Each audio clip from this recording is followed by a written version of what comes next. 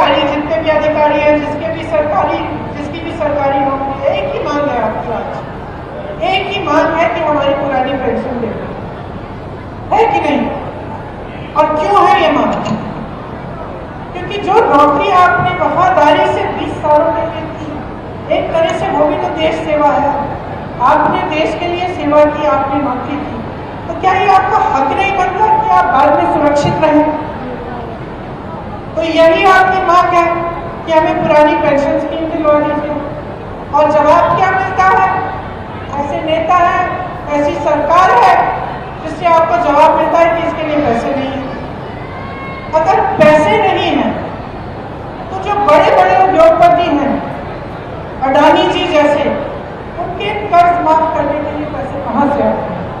हजारों करोड़ रुपए आपने उनके माफ किए, देश की संपत्ति आपने उनको सौंप दी।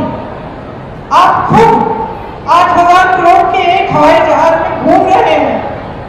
अच्छा खासा संसद भवन था, उसके सुंदरीकरण में आप 20,000 करोड़ डालने के लिए तैयार हैं। एक बड़ा हॉल बनाया आपने दिल्ली में, 27,000 करोड़ उसमें आप खर्च रहे हैं। और फिर आप कहते हैं कि आपके पास पेंशन के लिए पैसे नहीं।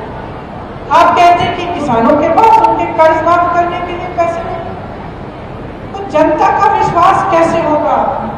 बड़े बड़े इवेंट होते हैं, मीडिया रोज रोज आपको बताती है कि कितना काम हो रहा है, क्या नहीं हो रहा है देश में, लेकिन क्या आप अपने जीवन में इस काम को देख रहे हैं? आपका जीवन कैसा है? मैं आपसे पूछना चाहती हूँ, इतने सालों से भाजपा की सरकार आपके प्रदेश में, क्या आपके जीवन में तरक्की हुई है? बताइए, तरक्की हुई है? आपको रोजगार मिले हैं? महंगाई घटी है? तो आपके लिए क्या कर रही है सरकार? आपने तो पहले अपनी उम्मीद गिरा दी। आप तो कह रहे हैं कि भैया हमें न्यूनतम उम्मीद है कि हमारे संघर्ष में मदद कर लो।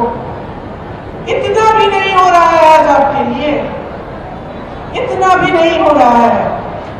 जो देश और प्रदेश में सरकार चल रही है, बड़े बड़े उद्योगपतियों के लिए चल रही है, उसमें मिडिल क्लास, गरीबों के लिए, किसानों के लिए कुछ नहीं है। और जब हम ये चीजें उठाते हैं, जैसे जब हम आरक्षण की बात करते हैं, अब ओबीसी, एससी, एसटी के आरक्षण की बात हम करते हैं, या हम कहते हैं कि चलो जातिगत जनगणना कर लो। इसका मतलब क्या है? जातिगत जनगणना का मतलब है कि गिनती कर लो। हम जानना चाहते हैं कि देश में ओबीसी वर्ग के कितने लोग हैं, देश में एससी वर्ग के कितने लोग हैं, एसटी के कितने लोग हैं।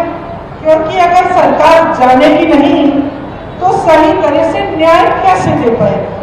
जब हम आरक्षण की बात करते हैं, जब हम रोजगार देने की बात करते हैं, चलिए ये भी छोड़िए, जब हम ये बात करते हैं कि हमें ओबीसी वर्ग के लिए कोई ऐसी योजना बनानी है जिससे आप मजबूत बनेंगे, जैसे आप ये सारे काम करते हैं, इनको मजबूत करने के लिए, आपको थोड़ी सी सहायता देने के लिए हम योजना बनाना चाहते हैं। तो अगर हमें यही नहीं मालूम कि कितने लोग हैं किस वर्ग के, तो हम ये योजनाएं कैसे बनाएंगे? तो हम कह रहे हैं कि जातिगत जनगणना करो।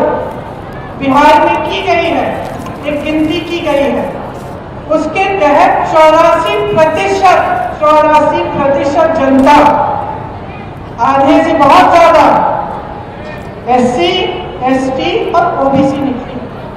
अब आप अगर देश में देखें तो जहां जहां ऊंचे पद हैं, बड़े बड़े उद्योगपतियों को देखिए, मीडिया के जो बड़े बड़े चैनलों के जो सबसे ऊपर सबसे हेड है उनको देखिए, आप सचिवों को देखिए सरकार के, आप यूनिवर्सिटीज के वाइस चांसलर्स को देखिए, तो आपको पता चलेगा कि ये प्रतिनिधित्व आज नहीं है। 84% अगर ये ओबीसी, एससी, एसटी वर्ग के लोग हैं, लेकिन 90% से ज्यादा आपको मिलेंगे कि इन वर्गों से नहीं, जो इन बड़े बड़े पदों में। तो न्याय की बात है, न्याय की बात है कि अगर 84%